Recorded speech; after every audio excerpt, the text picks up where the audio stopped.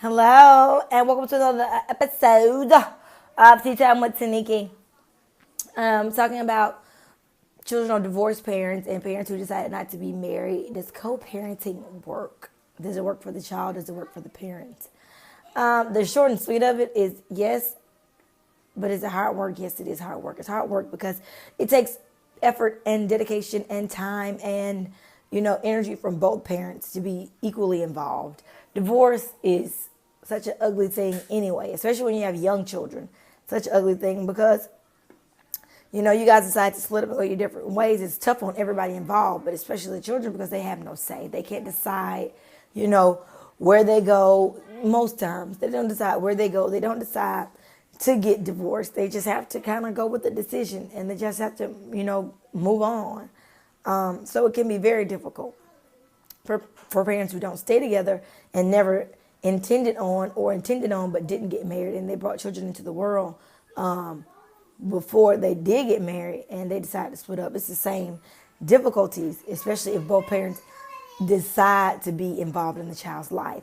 But it's not an impossible situation. It's a hard situation. It's a difficult situation. It's a sad situation, but it's not an impossible situation. I think that in order for these type of relationships and these type of families to grow and thrive and produce children who aren't woe is me, or children who aren't, always harboring that my parents got divorced type aura, is to just communicate. If both parents are going to be involved in a child's life, I think that there has to be a sense of camaraderie between parents. There has to be a sense of urgency when it comes to the child, especially when you're in the close proximity of the child. I think that if you're in the close proximity of the child, which means you can jump in your car and drive to wherever they are in a short amount of time, give it an hour or less, then you should be at every event. You should be there for the child no matter what. If they are crying and mom cannot console them, you should be in the next car trying to console your child. It may not have to be in the house. You guys can meet somewhere, whatever. You should be open and available to your child at any given moment, because that's what they need, especially when you're divorced and they feel like, daddy or mommy's gone and they're not here anymore and I don't get to see him or her as often as I would like to. I think that when they do call or when they do need you, that you should be there. And for my long distance parents, you're not off the hook, because we are in an age of technology. We're in an age where technology is rapid and readily available. iPhones, Skype, FaceTime, Tango. It's a million call apps, whether it's just verbally calling or if it's face-to-face calling or if it's a combination of both. I think that it's so much technology now that there's no excuse to not see your children. There's no excuse at all. If you have a cell phone, you can see your child. If you have an iPad or a tablet of any sort, you can see your child. If you have a computer, you can see your child. There's nothing that is making it impossible for you to see your child, especially when they're the most important thing. And there has to be that. And when it comes to raising them, I think that the parents should have a game plan that is not too extremist, raising one child and thinking that she's going to just find the happy medium or he's going to find the happy medium. You can't be an extreme dictator and this will be an extreme relaxed, lackadaisical parent or a extreme kickbacker parent and think that your child is going to find the common road. There has to be a universal or a neutral way of rearing this child. There has to be a path. There has to be a commonality between the two parenting styles where the child knows what the rules are and what's expected. And we're not taking this. And you can't have somebody who's just like down your throat all the time. You're going to do blah, blah, blah. And you have the other parents who's like, you know what? We eat ice cream for dinner. We're going to bed at midnight. Just do it. Neither one of those extremes work. There has to be a happy medium in the middle where the child gets the luxury of having a constant, a consistent way of being raised. There is a consistent, there has to be consistency.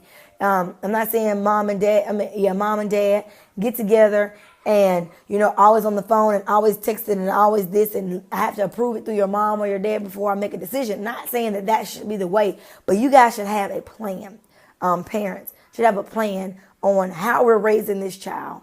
These are the standards and the rules that we expect from our children. Yes, ma'am, and no, ma'am. We expect them to be in the bed at a certain time. We expect them to be focused on their schoolwork. We expect their behavior in school to be a certain way, and regardless of which parent you're with, regardless of who you were with for the week or the weekend or the summer or the spring break or the whatever, the rules are the same. The consistency is there because that's the only way that a child in that situation will be able to thrive and be able to be, all that you have set out for them to be. But if you have one parent who's undermining the other parent, who's saying we're not spanking, we don't spank, but you say, oh yes, we do spank, somebody has to give in that situation.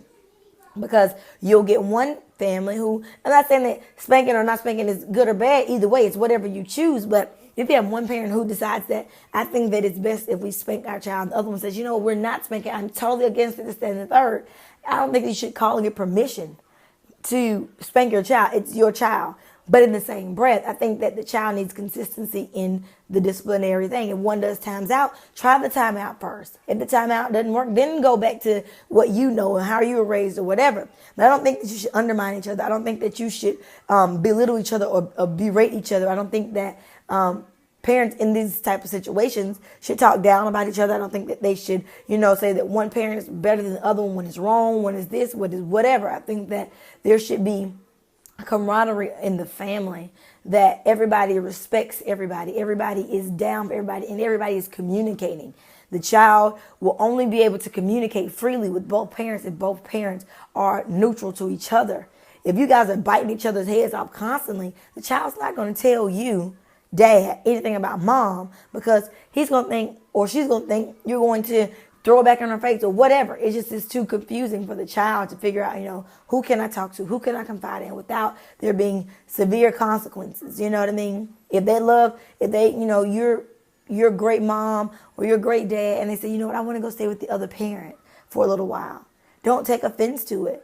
I mean, it may be something that they need that you're not giving them, especially if you're raising boys. If their dad is not around, let them go with their dad. Because there's things that dads can give that moms can't, and vice versa. If you got a son who is with his dad or a daughter who is with her dad, and most of the time, and they say, I want to spend a little time and live with mom, it's okay.